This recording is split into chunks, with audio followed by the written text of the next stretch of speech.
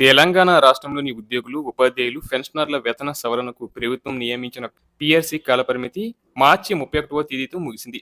ఈ కమిషన్ ఉద్యోగుల మూల వేతనం, కరువు భత్యం, షిప్మెంట్లను శాస్త్రీయంగా పరిశీలించి కొత్త మాస్టర్ స్కేల్ ఇంక్రిమెంట్లను ప్రతిపాదించాల్సి ఉంది.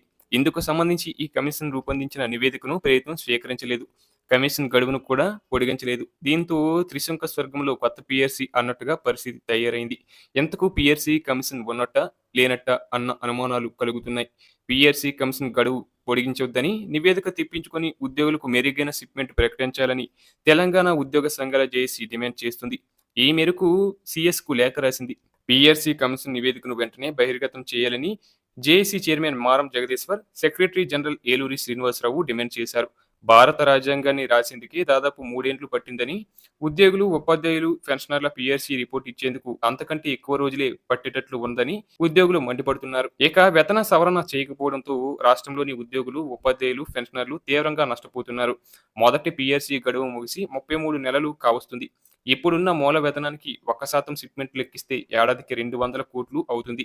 ఈ లెక్కన తక్కువలో తక్కువగా 20% షిప్మెంట్‌ను లెక్కలోకి తీసుకున్నా ఉద్యోగులు ఏడాదికి 4,000 కోట్ల చొప్పున గత 3 ఏండ్ల నుంచి 12,000 కోట్లు నష్టపోయారు. తెలంగాణ మొదటి పీఆర్సీ గడువు 2023 జూన్ 30తో ముగిసింది. జూలై 1, 2023 నుండి రెండో పీఆర్సీని వర్తింపచేయాల్సి ఉంది. కొత్త పీఆర్సీలో ప్రభుత్వం ఆమోదించిన షిప్మెంట్ మొత్తాన్ని 2023 జూలై నుంచి చెల్లించాలి.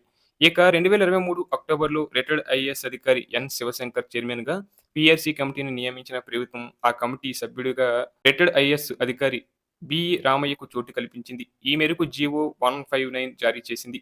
ఈ కమిటీ 6 నెలల్లోగా తన నివేదికను ప్రభుత్వానికి అందజేయాలని ఆ ఉత్తర్వుల్లో పేర్కొంది.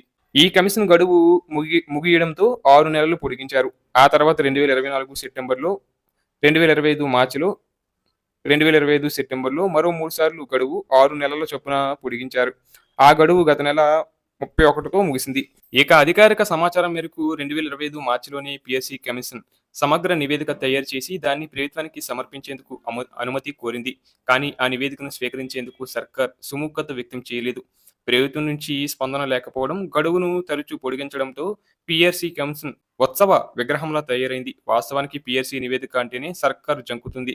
ఆ నివేదిక తన చేతికి అందితే ఉద్యోగుల నుంచి వచ్చే ఒత్తిడి భరించలేమన్న భావనలో ప్రభుత్వ వర్గాలు ఉన్నాయి. ఇక అధికారంలోకి వచ్చిన 6 నెలల్లో కొత్త పీఆర్సీ, పెండింగ్ డీఏలు చెల్లిస్తామని కాంగ్రెస్ పెద్దలు చెప్పారు. కానీ ఇప్పటికీ అతీగతి లేదు.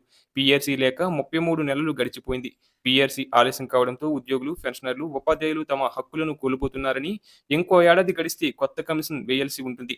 ఇప్పటికైనా ప్రభుత్వం ఆలస్యం చేయకుండా వెంటనే పీఆర్సీ నివేదికను విడుదల చేయాలని Telangana JAC chairman Maram Jagadishwar demand చేశారు.